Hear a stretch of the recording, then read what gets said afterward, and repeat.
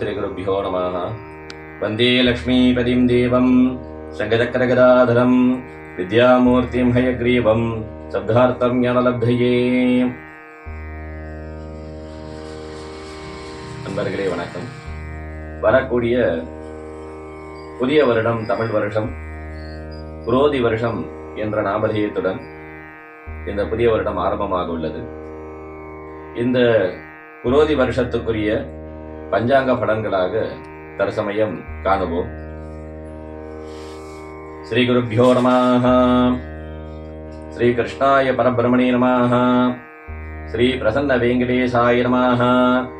ஸ்ரீ ஆதிவன் சரகோபேதீந்திர மகாதேசிகாய நமः. சுக்லாம்பரதரம் விஷ்ணும் சசிவர்ணம் சதுர்புஜம் பிரசன்னவதனம் த்யாயேத் சர்வவிக்னோபசாந்தயே. தாமசாராணாதி தானவாதி தேவசேவிதா நாரதாதிமௌனிஸ்கின் நௌனதோந்தோ சகா காயனாதி கானபக்த கோடி சர்ஜனார்ச்சிதா நம்ச பங்கஜாசன பிரசன்ன வெங்கடேஸ்வர வாகிசாத்தியாஸ்மனசः சர்வார்த்தானவக்ரமே யம் நத்வா கிருதாதிதாஸ்யோ தம் நமாமி கஜானனம் அஜின்த்ய வியக்தரூபாய நிர்குணாய குணாத்மனே समस्तजगदाधार मूर्तये ब्रह्मणे नमः. त्रैलोक्य प्रदीपाय सृष्टि सिद्ध्यन्ते हेतवे ऋग्यजुस्सामरूपाय नमः पंकजबन्धवे. आदित्यं चन्द्रभूम बुध गुरु बृहजान् भाणजं रागकेलि नित्यं नत्वा त्रिसन्ध्यं जगदस्थैलस्तिशय सम्पत्ति हेतुन् ज्योतिश्चक्रे दधारान् उडगणसहितान् मेषराश्यादिराशिन् देवानां सत्यमूर्ति खरसुरवरान् भक्तिदा प्रार्थयामि. कदलीवनमधुरा निलयं रमेशं श्रीवत्स कौस्तुभधरं धृतसङ्गचक्रं मन्दस्मितास्याम अभयप्रदम् आश्रितानां श्रीवेङ्कटेश शरणौ प्रणमामि नित्यं.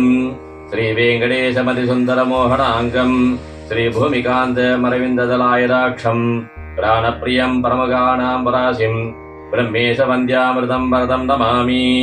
कृष्णार्यसुदं शान्तं वेदागमगमनं शास्त्रं प्रणतोऽस्मि नित्यं मम गिरं. रामस्वामी शिष्यं सदा परमपुर्ये निवागस्त्य गोत्रोद्भवद्विजवारः. श्रीकृष्णार्यसुदो माधवरामेति विडोबाचार्य शिष्यः.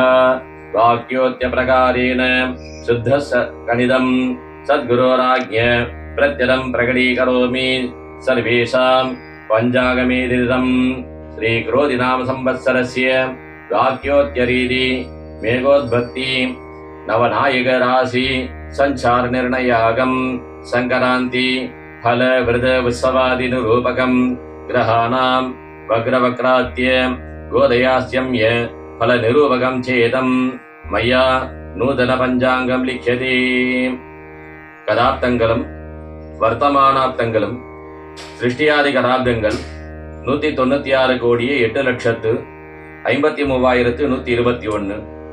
கலியப்த வருஷம் 5125. சாலிவாகன சகாப்தம் 1946. கொல்லம் வருஷங்கள் 1199, 1200. இங்கிலீஷ் வருஷங்கள் 2024-25. திருவள்ளுவர் ஆண்டு 2057. பசலி வருஷங்கள் 1433-34. ஹிஜ்ரி வருஷங்கள் 1445-46. சௌராஷ்டிர விஜயாப்தம் 712. கலியுகாதி சுத்த தினம் 18,71,947.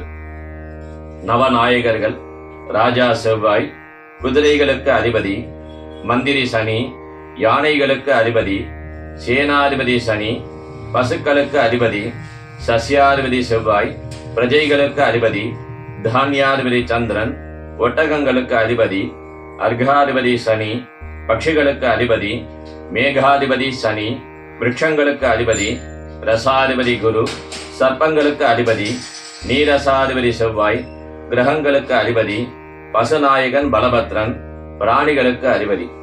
இந்த வருஷம் நவநாயகர்களாக ராஜா, சஸ்யாதிபதி, நீரசாதிபதி ஆகிய முக்கியமான பொறுப்புகள் அனைத்தும் செவ்வாய் பகவானிடம் வந்து சேருகிறது. மந்திரி, சேனாதிபதி, அர்காதிபதி, மேகாதிபதி ஆகிய முக்கியமான 4 பொறுப்புகள் சனி பகவானிடம் உள்ளது. மேலும் தானியாதிபதியாக சந்திர பகவானும், ரசாதிபதியாக குருவும், பசுநாயகனாக பலபத்ரனும் வீற்றிருக்கப் போகிறார். பொதுவாக ஜோதிஷ சாஸ்திர ரீதியாய் செவ்வாய்க்கும் சனிக்கும் சற்றே மனக்லேசம் உண்டு என்பது அனைவரும் அறிந்ததே.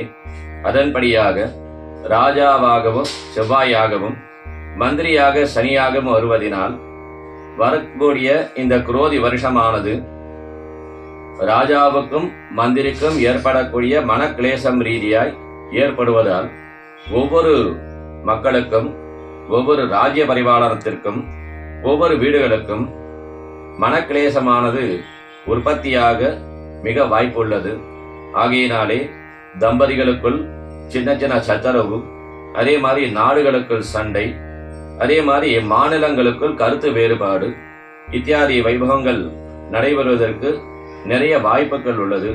ஆகையினால் அவசரப்பட்டு ஏதாவது வார்த்தை நாம் விட்டு அதன் மூலமாக பாதிப்பு ஆனது அடையாமல் இருக்க முதலில் நம்மளுடைய நிலையை உணர்ந்து அதற்கு தகுந்தாற்போல் வார்த்தைகள், செயல்பாடுகள் பிரயோகம் செய்ய வேண்டும் என்று முதலில் மக்களிடம் கேட்டுக்கொள்கிறேன். மேலும் ராஜா, மந்திரி ஆகிய முக்கிய பொறுப்புகள் 2 முக்கியமான பொருட்கள் செவ்வாய் சனியாக வருவதனால் ஒவ்வொரு முக்கிய பொறுப்புகள் ஏற்படும் பொழுது அதில் சின்ன சின்ன சச்சரவுகள், சின்ன சின்ன குழப்பங்கள் வந்து சேர்வது இந்த வருஷத்தில் வாடிக்கையாக அமைவதற்கும் வாய்ப்புகள் உள்ளது.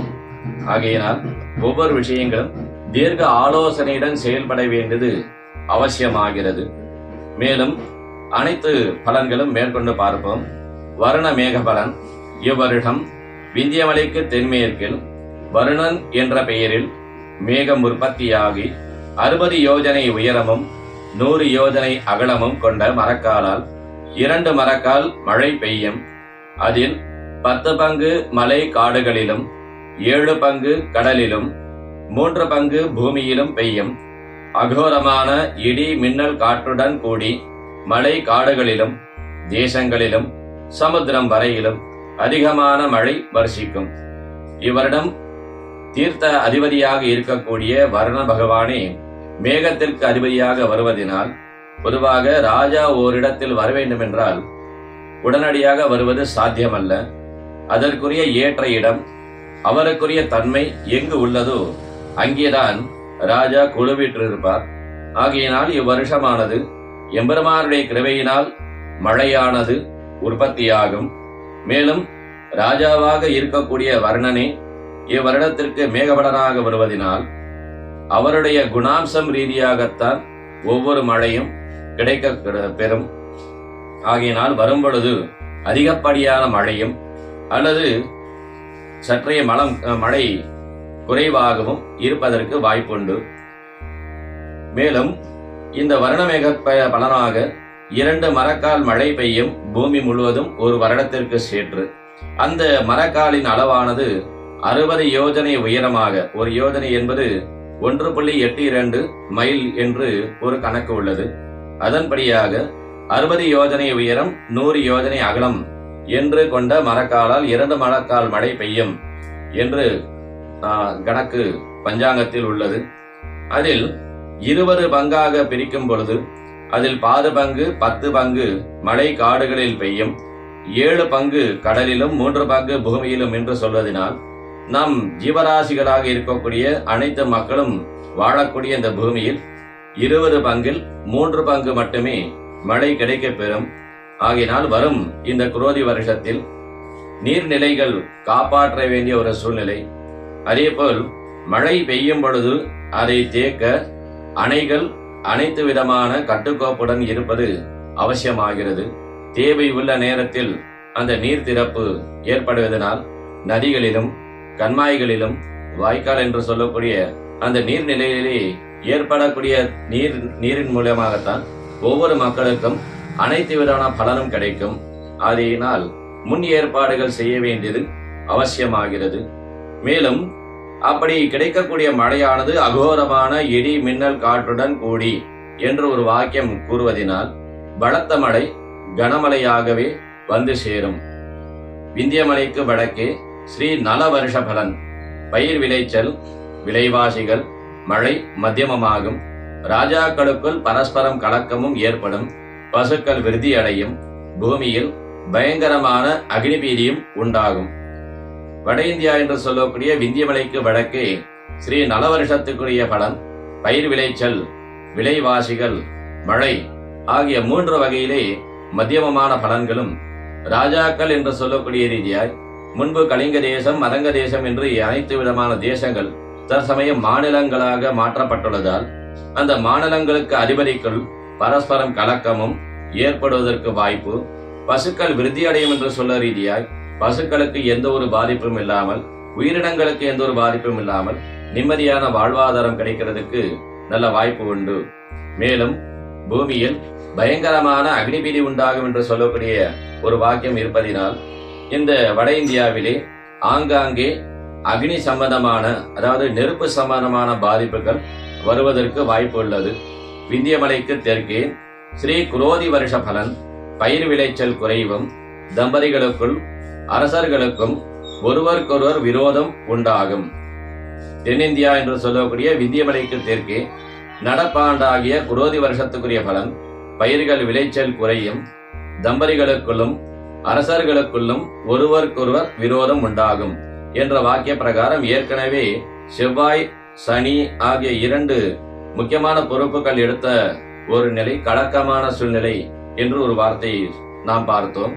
இப்பொழுது அதே வாக்கியம் மீண்டும் மெய்ப்பிக்கக்கூடிய நிலையிலே தம்பதிகளுக்குள்ளும் அரசர்களுக்குள்ளும் விரோதம் உண்டாகும் என்ற ஒரு வாக்கியம் கூறுவதனால் அனைத்து மக்களும் சற்றே நிதானமான ஒரு செயல்பாடு நாம் அனுசரித்து செய்வது நிம்மதியான ஒரு வாக்கியம். மேலும் நவநாயகர்களுடைய பலன்களாக ராஜா, சஸ்யாதிபதி, நீரசாதிபதி, செவ்வாய் பலன், ராஜாக்கள் விரோத பாவம் உள்ளவர்களாகவும், அக்னி, சோர, ரோக, சர்ப்ப பயங்களால் ஆதிக்கமும், பயிர்கள் விளைச்சல் மத்தியமும், ஜனங்கள் கஷ்ட நிலைமையுடன் இருப்பார்கள். எல்லா தேசங்களிலும் நல்ல மழையும், செவ்வல் பூமியில் பச்சை, கடலை முதலிய தானிய வகைகள் அதிகமாக விளைச்சலாகும். கஸ்தூரி, சந்தனம், கோரோஜனை, பிரவாலம், குங்குமப்பூ முதலிய வாசனை திரவியங்கள் விருத்தியும், தங்கம் விலை அதிகமாகவும் இருக்கும். ராஜா, சஸ்யாதிபதி, நீரசாதிபதி ஆகிய 3 பொறுப்புகள் செவ்வாயிடம் உள்ளதால் அதற்குரிய பலன் தற்சமயம் பார்த்தோம். இதில் அக்னி, சோர, திருட்டு, ரோகங்கள் என்று சொல்லக்கூடிய நோய் நொடிகள், சர்ப்பங்களால் சற்றைய பயம் காணக்கூடிய நிலை வருவதற்கு வாய்ப்பு உண்டு. மந்திரி, அர்காதிபதி சனி பலன், மழை குறைவும், விளைச்சல் குறைவும், ஜனங்களுக்கு உபாதையும், பாப மார்க்கங்களில் ஈடுபடுவதில் பிரியமுள்ளவர்களாகவும், விஷ ஜீவ ராசிகளால் வியாதியும் அபமிருத்தியும் உண்டு. உளுந்து, கரும்பு முதலான கருப்பு நிறமுள்ள தானியங்கள் நன்கு விளையும். செவட்டு பூமியில் விளையும் புன்சை தானியங்களும் நன்கு விளையும்.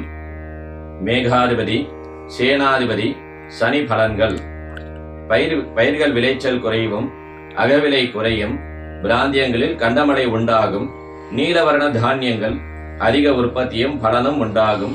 அரசர்கள் அதர்ம ரீதியாய் நடப்பதும், சேனை பலம் குறையாகவும், ஜனங்கள் பாப மார்க்கத்தில் ஈடுபட்டும் மிக்க கலக்கம் உள்ளவர்களாகவும் இருப்பார்கள். சனியுடைய பலன்களாக நவநாயகர்களில் ரசாதிபதி ராஜா, சஸ்யாதிபதி, நீரசாதிபதி, அர்காதிபதி, மேகாதிபதி, சேனாதிபதி ஆகிய பலன்கள் இதுவரையில் பார்த்தோம். இதன் தொடர்ச்சியாக மீண்டும் சந்திப்போம். நன்றி.